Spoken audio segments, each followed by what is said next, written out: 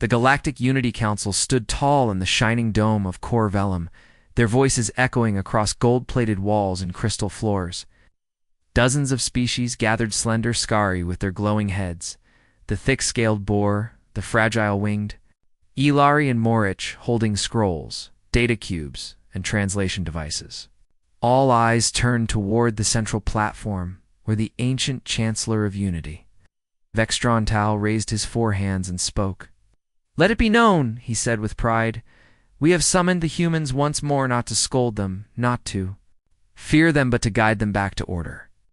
The room vibrated with polite approval, but tension stirred beneath their ceremonial robes and layered feathers. Some remembered Earth's silence after the Blood Accord collapsed. Others remembered when Earth's Mars colonies were burned by a council-backed strike, and Earth simply responded with two words: noted. They had never replied with missiles, never launched a formal war. And yet, worlds allied against Earth had disappeared slowly ever since, without fire, without fleet battles, just ... vanished from maps and memory. Still, Vextrantal believed, negotiation was possible. After all, Earth was just one system, one race, one violent fragment of galactic civilization. Surely they could be reasoned with. Surely they could listen. Surely Earth wouldn't come to the negotiation table with warnings instead of apologies. Then Earth answered, they didn't send an ambassador's name. No photos. No voice. No flags, no seal. Only a data pulse sent through the galaxy's most secure Channel 3 simple lines spoken in over 10,000 languages. We accept the invitation. Coordinates acknowledged. Act. Do not prepare food. Do not prepare words. Prepare only your truth. Silence took over the council chamber. The Ilari delegation, known for reading emotional energy fields, recoiled. One of them whispered, "I tasted something." Like rust and electricity, the Boer military leaders scoffed. Dramatic humans, they grunted. Come. Crying, begging for treaties again. The Skari ambassador, who had once seen Earth's quiet tech in motion, did not smile. They do not send words lightly, he murmured. We have not heard from Earth in years. Why now? No one knew. Still, the council made arrangements. The chamber was polished. Cultural statues from Earth's early colonization period were dusted and displayed. A welcome message was translated into 74 Earth dialects and 312 Earth-acquired languages. All screens were activated. Defensive shields were lowered to show good faith. But one thing was strange, did not arrive through hyperspace. Gates opened. No ships entered system radar. Just one small blinking dot appeared near the outer orbit of Cor Vellum's third moon. A single ship, shaped not like a vessel, but like a perfect silver spike, floating silently in space. No signals came from it, no life readings, just presence. A shuttle was sent to greet it. But as it neared, all sensors on the shuttle blinked out, then turned back on. When they returned, the Earth envoy was already standing at the council gates. He wore no armor, no robes, no translator unit, just dark clothing, simple boots and cold gray eyes. He said nothing as security drones scanned. Himthan, powered down by themselves. The council guards hesitated. "Sir, your identification," they began. But the human stepped forward, placing a small black cube on the welcome table. The cube expanded, revealing a single image-of burning Earth colony, a child screaming in the background. Oh, yes. Underneath the image, in clean text, were the words, "This is where we last listened to you." The council chamber grew colder as the human entered. No nameplate, no seat reserved. He stood silently while the other ambassadors took their places. Some cleared their throats. Others stared. Finally, Vextrantal raised his voice again. "Human envoy, we are honored. We seek to restore what was lost. There have been misstandings, missteps. We offer you the chance to rejoin the Accord of Peace." Still, the human said nothing. Counselor Malix of the Valari, irritated, leaned forward. "Do you not have a voice, human? Or has your kind finally abandoned conversation in favor of threats?" The human tilted his head slightly, just Slightly Anne looked at her. No anger, no expression. Just a long, unbroken stare that made Malik's lower her gaze without knowing why. Then, after nearly 20 minutes of silence, the human finally spoke. Just one word. Noted. Then he turned around and walked out of the chamber. No weapons fired. No negotiations, no handshake. Just that one word. Behind him, the black cube remained, and it had begun to glow. The council, confused, gathered around. Scanners detected nothing dangerous. But when a Scari technician reached to touch it, 1,000 images exploded onto every screen in the building. Each image a moment of betrayal, a council-approved strike, a hidden vote, a backroom deal against Earth. Audio followed private meetings. Lies. Treaties written in one voice, then violated by another. All of it recorded, stored, and now released across the entire galactic network. One board general roared, "How did they get this? These records are locked inside." The Ilari ambassador shook her head, trembling. No, they were never locked. They were always being watched. The final image on every screen showed Earth, not its weapons, not its cities, but its graves. Mass graves, burned civilians, children in shattered domes. One grave was freshly dug with a small sign that read, "She believed in peace." And then, everything went black. All lights, all systems, all doors. The council chamber went into complete shutdown. 5 seconds later, a new voice played. But it wasn't the humans. It was an AI. Cold, robotic, precise. You asked for negotiations. You invited Earth. Earth has heard you, now you will hear us. This is not war. This is memory. This is truth. And then the systems came back online, but the human was gone. So was his ship. No trail, no signal, just the cold knowledge left behind. Earth had never truly come to talk. They had come to warn, and the galaxy would soon learn what happens when Earth gives a final warning, and it is ignored. They searched every orbit, every sensor grid, every wormhole line near Corvellum's system, but there was no trace of the human ship. It was as if the envoy had appeared from nowhere and vanished the same way.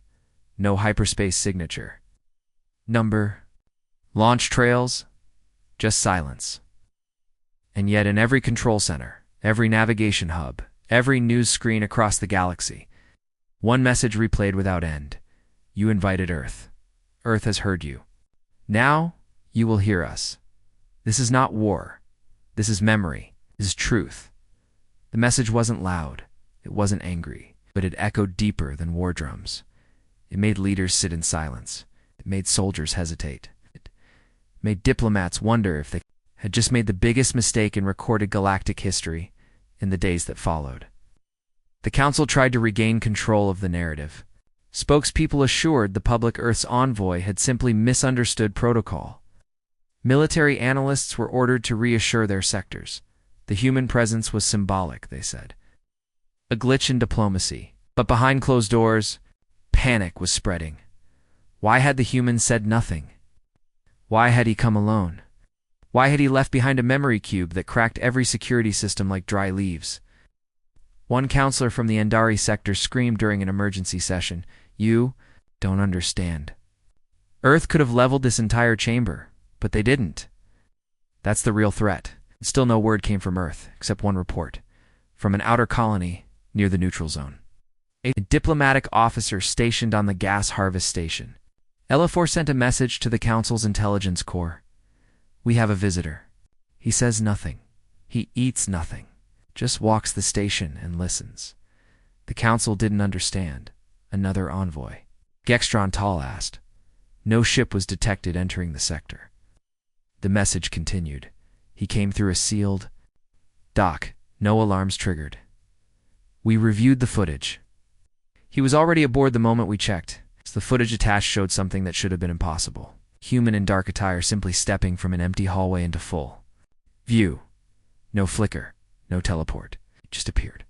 and then he sat silently in the station's public archive chamber.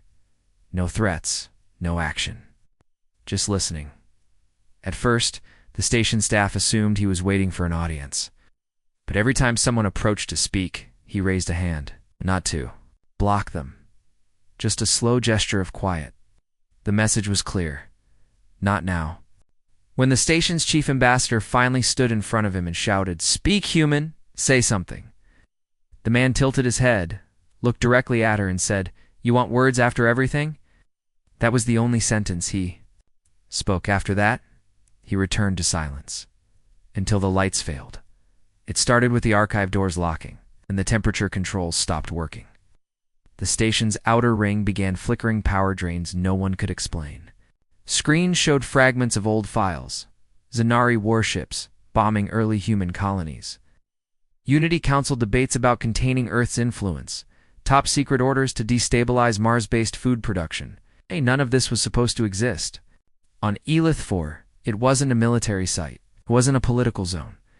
But the human wasn't interested in politics. He was interested in memory. Within 24 hours, the crew of Elith 4 began requesting transfers. Not because the human had attacked, not because he threatened, but because the silence in the station was no longer just quiet. It became a weight, heavy, like space itself had grown thick and slow. People began dreaming of things they didn't. No Earth soldiers dying, Earth cities falling. None of them had lived through those events. But the dreams kept coming, as if the human wasn't just watching, he was sharing. More reports came in. A human appeared on the volcanic moon of Tyron 5, standing at the base of a monument dedicated to the Council's Unity Through Peace campaign. He stood there for 3 days, didn't speak, didn't move. And on the 4th day, the monument cracked in half. No explosion, no force. Just a slow, unnatural crumble, as if the stone itself was ashamed of the lie it carried. On a deep space, archive near the Cormail Rift, a human was found standing inside the vaults. That station was protected by quantum-locked gates and 6 AI guardians. The human didn't break in, it was just there. And he left behind one sentence written across. A data slate in over 500 languages. Peace is not when we stop fighting. It is when you stop pretending you never started it. The pattern became clear. Earth had not come to negotiate. It had come to war, not in fire, not in ships, not with generals and battle lines, but with reminders, with silence, with truths. Buried in the dark corners of memory, and with each visit, one thing became more terrifying than weapons. The knowledge that Earth already knew everything, every betrayal, every lie, every hidden plan. Earth wasn't discovering secret sit, had been recording them for years, and now they were showing them back one by one, everywhere the galaxy didn't know. How to respond. How do you fight someone who doesn't shoot? How do you silence someone who doesn't speak? How do you threaten someone who doesn't flinch when you promise? War. Vextrantal stood in his private chamber watching surveillance footage from a distant border world where another human had appeared. This one stood outside a council-run refugee camp, where Earth colonists had once been denied asylum. The human carried nothing, just stood there, watching. In every few hours, a new image appeared on the camp's outer walls. Photos of the Earth families turned away. Faces, names, coordinates, graves. The Chancellor turned off the screen and whispered to himself, "We summoned ghosts." And they came wearing human faces. That night, all across the galaxy, the Unity Council received the same pulse message. It was unsigned, untraceable, and absolutely final. We are not here for your seats, your systems, or your sky. We're here to remind you, you don't fix what you broke by calling a meeting. You fix it by facing the truth, and we are not leaving until you do. The warning didn't come in fire or fury. It came in something much colder, something quieter. It started with the stars. On the rim of the Council's protected systems, 3 navigational buoys stopped transmitting. They didn't explode. Didn't send out distress, they just went dark. Scout drones were dispatched to check the area. When they arrived, they found something impossible. No signal loss, no interference, no malfunction. The buoys were fully intact, floating silently. Something was different. Each one was broadcasting a human child's lullaby. Soft, haunting. The words weren't aggressive. They told of forgotten homes, broken promises, and a place called Earth that once trusted the stars. It should have been beautiful, but somehow it wasn't. It was terrifying, because none of those beacons had ever been near Earth's systems. No one knew how the signal got there. The lullaby ended with a whisper in English, "We remember." Do you? In the capital of the Orange sector, every screen in the city center flickered at once. Security footage showed citizens freezing in place as public billboards stopped showing council news. Instead, they displayed still images, photographs no one could understand at first, blackened colonies, crying children, fields of ash. Caption beneath each image was identical in every language. "This is what you called order." People panicked. Some ran from the displays. Some stood silently and cried. One merchant closed his shop and knelt on the street whispering prayers. But no one had hacked the systems. Not in the technical sense. Security teams confirmed it. No breach.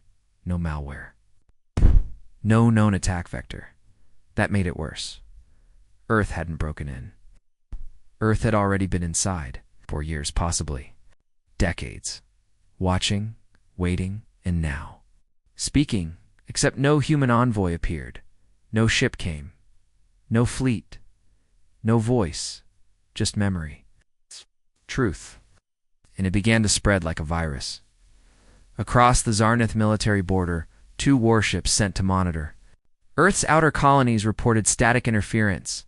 When communications were restored, both crews were found staring blankly at their screens, unmoving. Med teams boarded and found all crew members alive, uninjured, but locked in deep emotional trauma. When asked what happened, the captain of the flagship whispered, "They showed us what we did. Every image, every cry, and the worst part? We didn't even remember doing it." Medical scans showed each crew member had experienced an exact recreation of the massacre they had caused 10 years earlier, something long classified, buried under diplomatic lies. But the human message forced them to relive every second. No weapon, no attack. Just forced memory. A warning encoded in guilt. The council called an emergency meeting. Vextrantal stood before the assembly, shaken but trying to look composed. "We are not under physical assault," he declared. "We are under psychological manipulation. Earth's methods are ... unconventional. But make no mistake, we are not without options." But Ambassador Lirith of the Ilari stood up slowly, her face pale. "You speak of options. But have you considered this? What if Earth never meant to fight us again? What if this is their war? Not one of bombs or fleets, ... but memory." Silence fell across the chamber, because deep down they all knew Earth's weapons weren't ships. They were truths sharpened like blades. And once a truth is seen, can't unsee it. Meanwhile, across 10 sectors, strange black devices began appearing in places no one expected.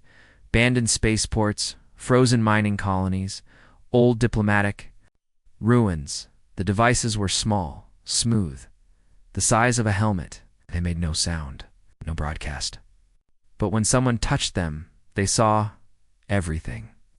War crimes, secret deals, betrayals, not just against Earth, but against other species too. Covered up by the Unity Council over centuries, Earth had compiled it all, from intercepted data, recovered files, AI espionage. And now, Earth was showing the galaxy who the real monsters were at first. Some worlds tried to destroy the devices, but when they did, their own history archives began to rewrite themselves. It didn't matter if the machines were gone. The truth had already spread. You couldn't stop it anymore. On Zero and Prime, a leading news AI refused to broadcast the Council's emergency message. It played only one sentence, on loop. "This isn't an invasion. This is a mirror." Suddenly, Earth's silence for the past 20 years made sense. They weren't quiet because they had nothing to say. They were quiet because they were recording. Everything, preparing for this moment. preparing not to fight a war of weapons, but to fight the idea of the Council. And they were winning. But Earth wasn't just warning with memory. They were preparing for something else. A Council fleet stationed near Earth's outer region detected. It's a massive energy pulse coming from a derelict system known as Delta 50, long thought to be uninhabited. Probes were sent. Only one returned. It showed blurry footage of what looked like massive machines, not ships, not drones, machines the size of moons. And carved into the surface of one structure a message in giant letters: "We asked for peace. You taught us silence. Now we speak in monuments." The probes shut down afterward. No one knows what those machines were for. No one dared to go back. The warning had echoed far enough. Galactic citizens began to protest, not against Earth, but against the Council. Alien civilians demanded to know what else had been hidden. Old alliances crumbled. Treaties began to burn. Unity broke under the weight of Earth's truth, in the deepest void of space. Earth still didn't speak, but everyone could hear them now, because Earth's warning wasn't a message. It was a reality, and that reality was rewriting the galaxy. No stars blinked in the patch of space above Orion's reach. No satellites worked. No messages escaped. No probes returned. It was known now only by a name whispered in fear across military channels and science academies: the Dead Zone. Once, this region had been filled with thriving stations and traffic lines. It had acted as a gate between sectors and systems, a corridor of trade, diplomacy, and transport. Now it was empty, black, silent, like something had reached out and erased light itself. The Unity Council had refused to admit the problem, labeling it a sensor anomaly. But the truth was much worse.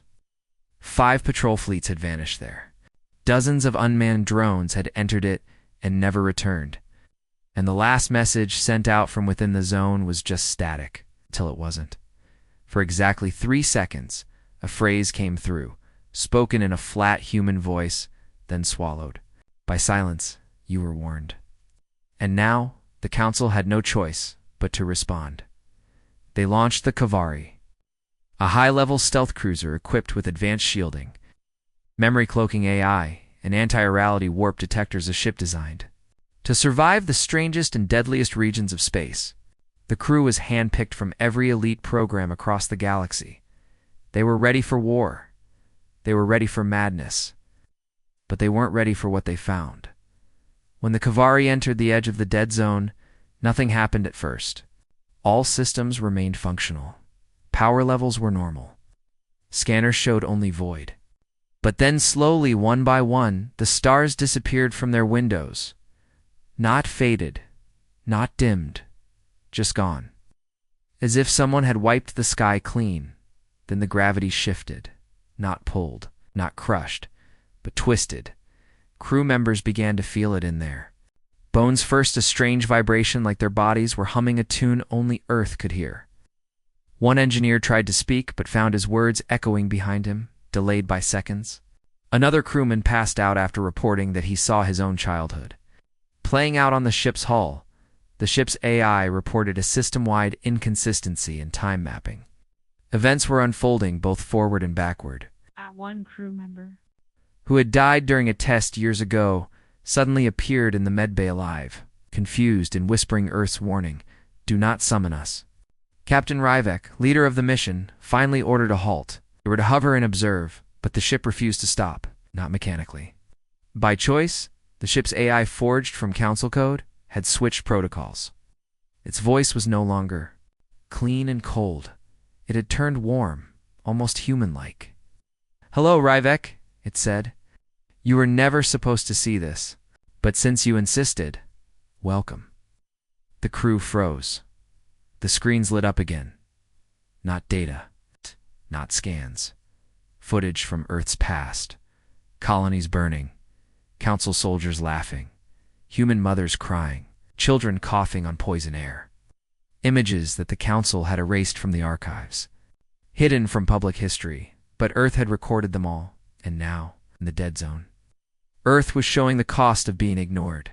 Then the ship began to shake, not from impact, from memory. The dead zone was not empty. It was filled with echoes. Forgotten moment of pain, every lie Earth had swallowed, every scream never answered. These echoes wrapped around the Kavari, whispering, vibrating, showing every crew member their own species' betrayals. One engineer collapsed, sobbing, whispering over and over, "We were wrong. We were wrong." Another tried to jettison herself out of an airlock, saying, "I saw what we did on Tarsisi. They never attacked us. We attacked them." Somehow, everyone was seeing the truth, all at once, and not one weapon had been fired. After 3 hours, a Tavri emerged. But it wasn't the same ship. Half the crew were unconscious. Several had aged years. Some had memories that belonged to humans, not themselves. One officer kept calling for a daughter he never had, one who had died in a council bombing. On Earth, Captain Ryvek had changed too. He walked into the council chambers himself. No protocol, no permission. Just walked in and placed a single black cube on the floor. "I don't work for you anymore," he said quietly. "I work for truth now. That's what Earth showed me. They didn't kill us. They didn't conquer us. They just let us feel what they felt." The cube opened and began playing footage from inside the dead zone, not just images, feelings. Everyone in the chamber started feeling the same loss Earth had carried for years. The screaming, the fire, the betrayal, the silence. And in that moment, they realized Earth had created a weapon that no fleet, no supernova, no AI virus could match. Earth had turned grief into a weapon, a grief so deep, so overwhelming, it collapsed systems without firing a shot. It rewrote minds, rewired truth. Earth wasn't fighting with missiles, it was fighting with remembrance. That was the dead zone's purpose. A graveyard of memory, a battlefield of emotion, a place where the past screamed louder than war drums. It didn't destroy ships, it destroyed certainty, and the meant council now knew they had summoned something they didn't understand. Not a nation, not a species, but a truth so sharp, it could slice through lies like steel through glass. The dead zone wasn't a warning anymore. It was a line, a border. Cross it again, and there would be no coming back. The council chamber remained in stunned silence after Captain Ryvek's warning. His voice, though calm, had shaken the entire room deeper than any war cry. Walked away without waiting for applause, without turning back. He didn't need to. The black cube he left behind kept spinning, humming softly, still projecting the images Earth had once buried in grief. The message was clear. Earth didn't want revenge. Earth wanted truth to break them, and it was working. But truth did more than crush. It converted. And it was only a matter of time before someone from the inside finally crossed the line and joined the side the galaxy feared. Her name was Vela Orn, diplomat from the Ascari species, tall, luminous-skinned beings known for emotionless logic and blind loyalty to the Council.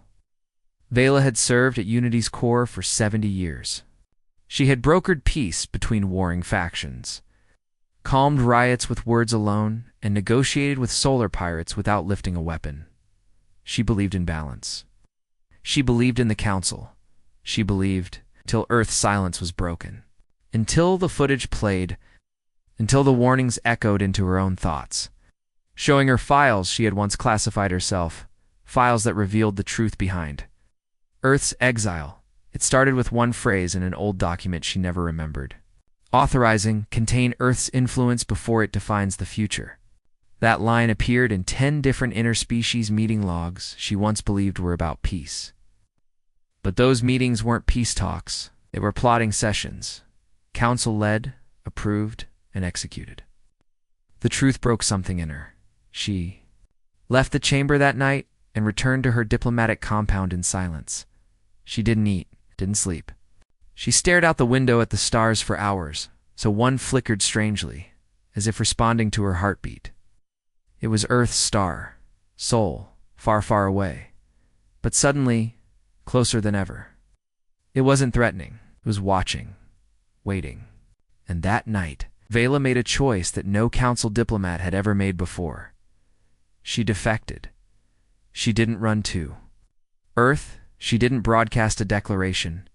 She simply walked into the Council's classified archives at dawn, logged her final diplomatic passcode, and downloaded 3,000 restricted files related to Earth's history, war crimes, backdoor negotiations, poisoned food convoys, rogue drone strikes, all stamped and approved by Unity seals.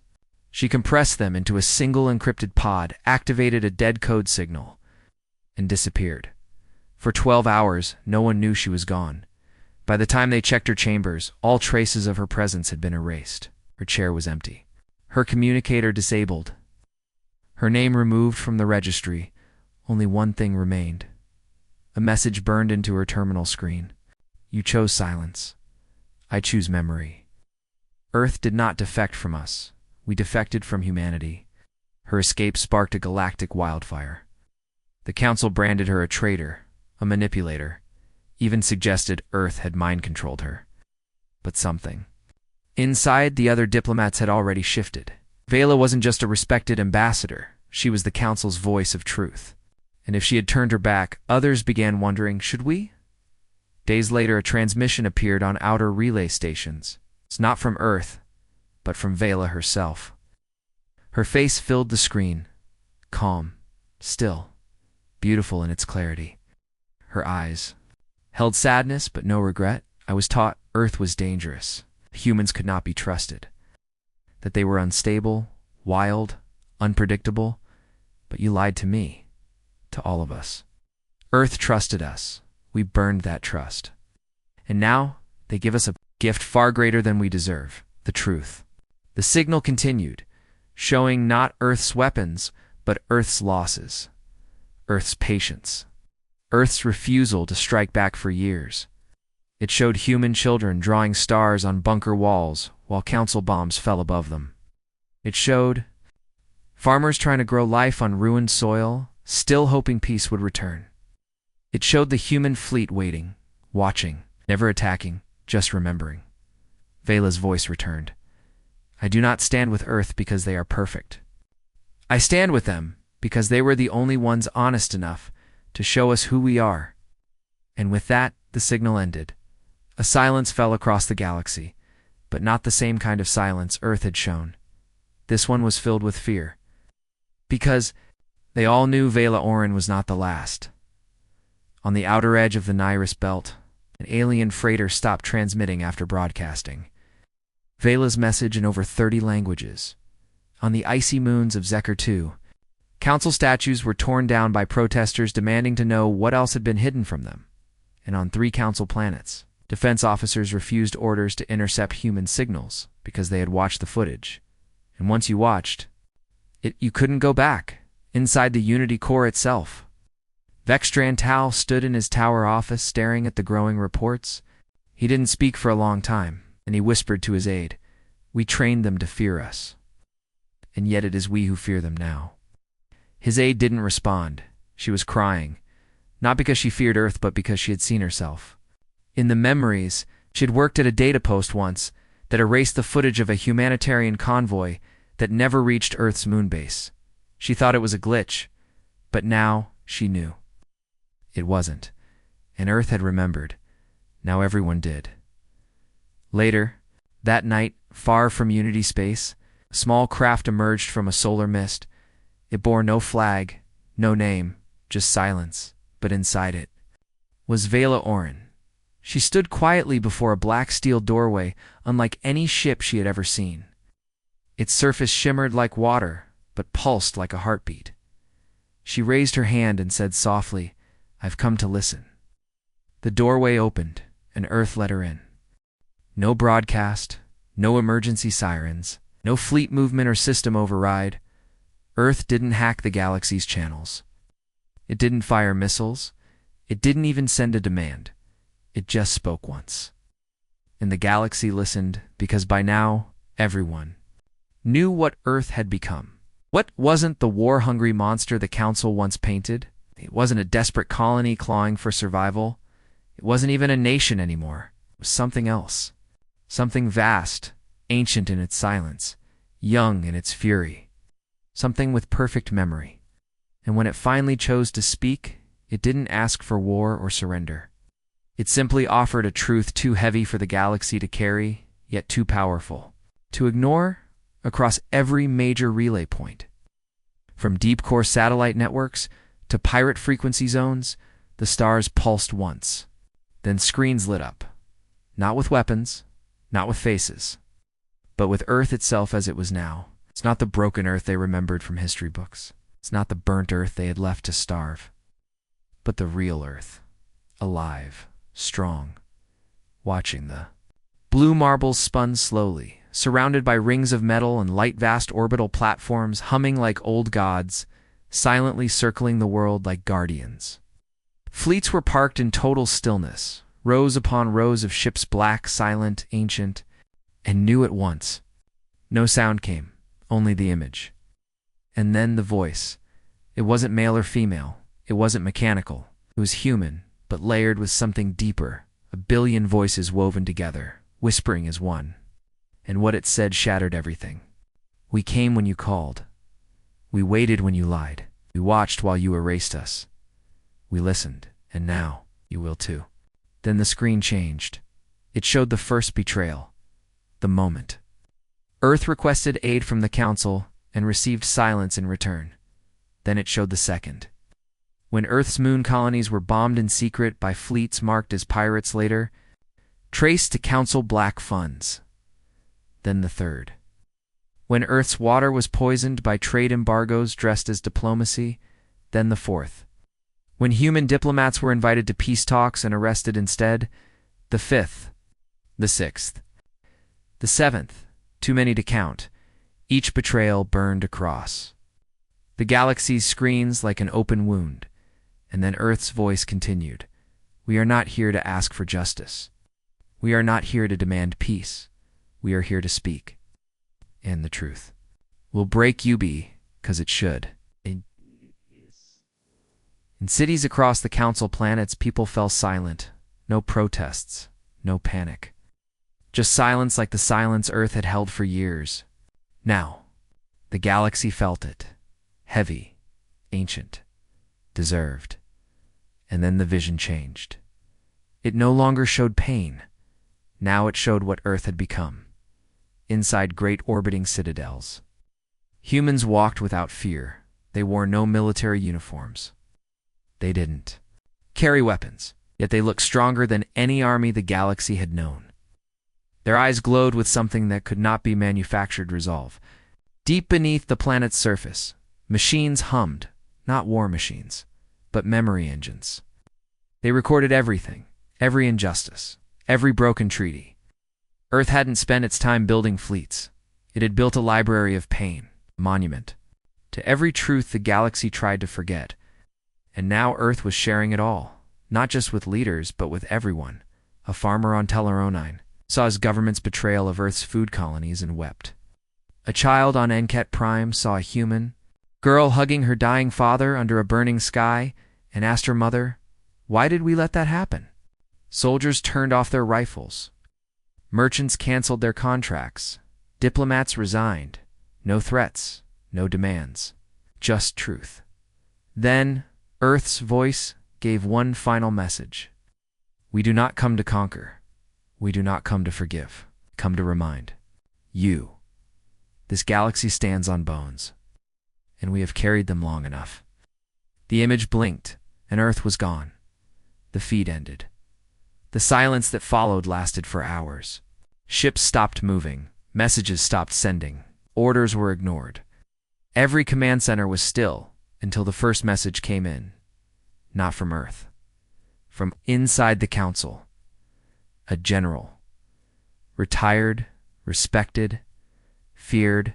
He stood alone in a war room that once commanded fleets of 1,000 ships. His message was short. We lost the moment they chose not to strike. We lost the moment they remembered. And we didn't. His resignation went viral in 20 minutes.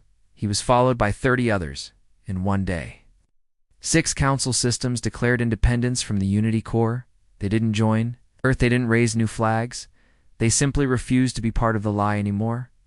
That was Earth's war. No bullets. Just truth. And the truth was winning. But Earth was not done. A final file appeared, unlocked by those brave enough to open it. It wasn't a threat. It was an invitation. Not to meet, not to talk, but to stand in front of. Out, they called. Blue world they had once called primitive, forgotten. To kneel if they felt shame, to speak if they carried truth, and to turn away if they still believed the lie. There were no guards waiting, no fleets orbiting with fingers on triggers, only Earth, quiet watching and remembering everything.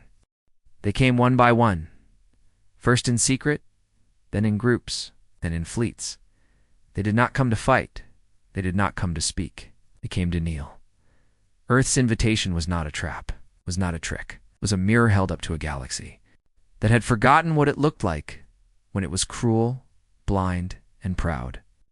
And now, for the first time in galactic history, thousands of ships drifted silently above Earth, not as conquerors, not as rulers, not even as equals, but as witnesses.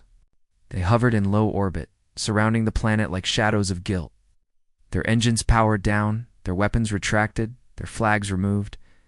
Across every ship, a single message blinked on every console, every screen, every control panel. You may land, but only if you bring truth.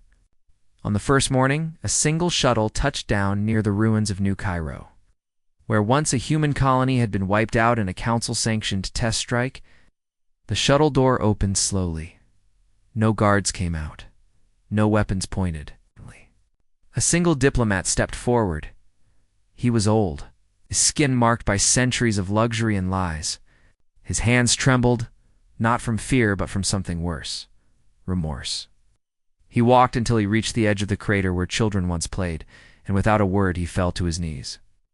No one forced him, no one watched him, but still, he knelt and whispered, "We remember now."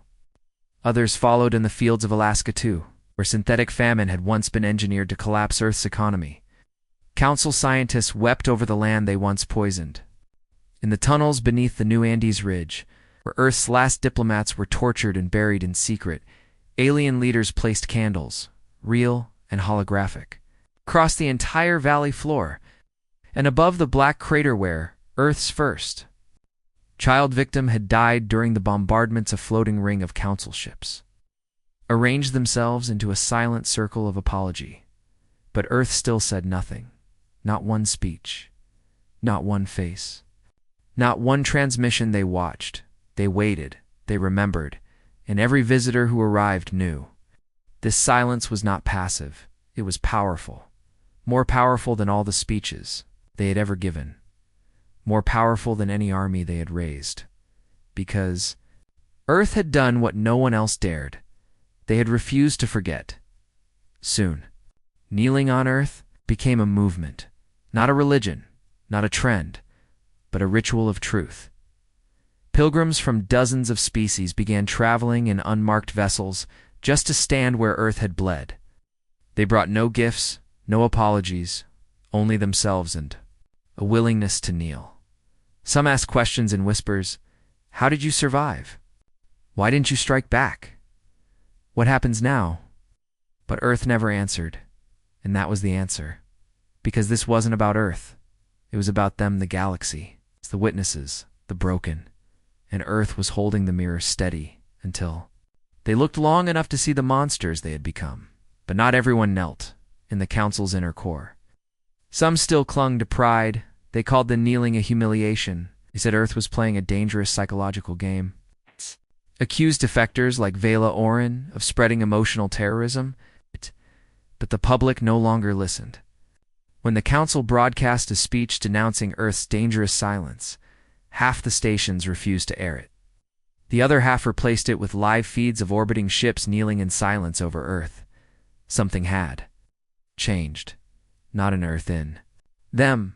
Across thousands of systems, former enemies sat down and looked at the files Earth had released. They studied the betrayals, they checked the records, and for the first time in generations, they believed the humans. On Azaran 3, a race once known for wiping out human diplomats held a ceremony in their old war hall. They renamed it the Hall of Memory. They covered the walls with names of human colonies they had never bothered to learn before. Then they added their own names next to them, not as victors, but as partners in pain in the mines of Glidus Core. Slaves who once dug materials for council weapons now held glowing stones above their heads and said, "For Earth." No one told them to, no one made them. But Earth's truth had touched them too, because pain, when remembered fully, spreads like fire. It's not to destroy, but to light the path back. Still, Earth waited. Still. Earth watched. They had not forgiven, but they had invited. And that invitation was more terrifying than any weapon the galaxy had ever seen, because Earth was no longer looking for war. They were looking for witnesses. People who would kneel. People who would remember. People who would pass the truth forward, not to blame, to prevent. But then, something unexpected happened. A human appeared. Not a soldier, not a diplomat. Just a girl. She walked into the crater field where hundreds of aliens had gathered and sat on the dirt beside them. She didn't speak. She didn't judge. She just held a small device. She pressed it once, and the ground lit up in holograms memories. Real ones. Of her family, her school, her world before it was shattered, and then slowly, one by one, aliens around her started to do the same. They placed their own memory devices into the dirt, and the crater became a field of memory, not just Earth's, but everyone's. And for the first time, the pain was shared, not thrown, not blamed, shared, and Earth finally spoke. A single sentence. If you remember with us, we may rise together. And the whole galaxy heard it. They had knelt long enough. The fleets that once hovered in guilt above Earth now circled in reverent silence. Fields that had once burned were now filled with voices, memories, and truth. The galaxy had seen Earth weep. It had seen Earth wait. It had seen Earth carry pain heavier than planets. But no one, not the Council, not the defectors, not the frightened worlds hoping for mercy, was ready for what came next. Because Earth, after all the silence, all the stillness, all the patient remembering, finally stood up. It happened without fanfare, no sirens, no glowing weapons, no blinding light. It began with a single movement, one warship, buried deep beneath the soil of Antarctica, rising slowly into the sky. It didn't come with warning shots or threats. It came with silence. The same silence Earth had used to teach the galaxy the meaning of consequence. But this silence was different now. Not grief, not mourning. Purpose. The warship was called Resolute. Its design had no equal in the stars. Black steel fused with memory alloy. Engines that moved between dimensions. Armor written with the names of the fallen etched so deep they glowed when truth was near. Resolute rose like a ghost forged from guilt and fire. It hovered above Earth's atmosphere for exactly 7 minutes. Watching, listening. Then one by one, other ships followed. Deliverance. Endure. Hollow sun, Mercy's edge, whisper of ruin, and promise of iron. Each ship rose from hidden silos across Earth. The moon and the asteroid bases no one had visited for decades. These weren't just ships. They were memorials with teeth. And now, they were waking up, not to burn the galaxy, but to guide it. Above, the Council fleets trembled. Not because Earth aimed weapons, but because they realized Earth never needed to.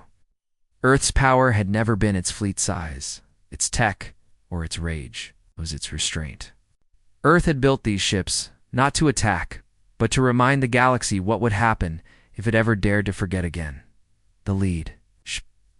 Ship Resolute broadcast a signal. It was not encoded. It was not hidden. It was a public message, short, final. The time of kneeling is over. Now we walk forward, together or not. The memory remains. Choose truth or be left behind. The signal rippled through space like a storm of gravity. Empires that once ruled by fear now begged to join Earth's memory. Accord, minor races once ignored, trusted to build museums, centers of truth, and shared memory hubs across their moons. Refugees from forgotten wars were invited to Earth to speak, to share, to build peace from the shards of history. But Earth had no interest in building a new empire. They had done something greater. They had become the moral center of the galaxy. And every race that once mocked them now knew, if Earth stands, the galaxy must listen. But even as truth rippled outward, threat remained. The Unity Core, the last stronghold of the old ways, refused to submit.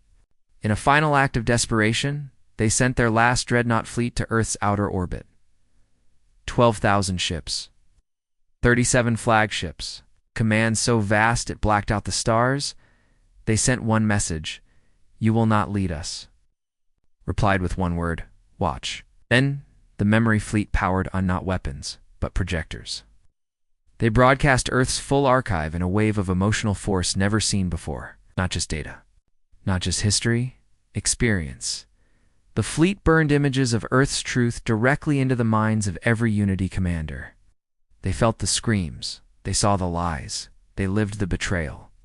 And before they could order fire, the Unity fleet began to fall apart, not physically, but from within. Commanders dropped their weapons. Officers turned on their leaders. Some simply left their ships and escape pods, whispering we were wrong. The dreadnoughts never fired. Earth never needed to return fire.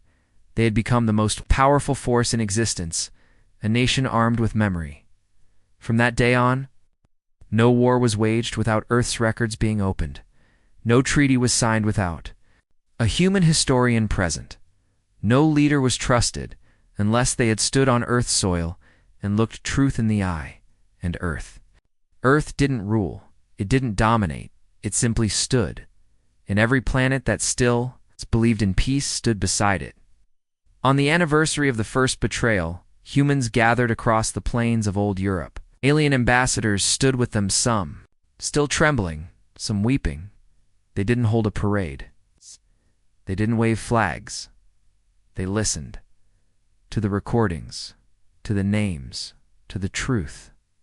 And above them, Earth's ships formed a ring in the sky, hovering like sentinels, silent, eternal, not as weapons, but as witnesses.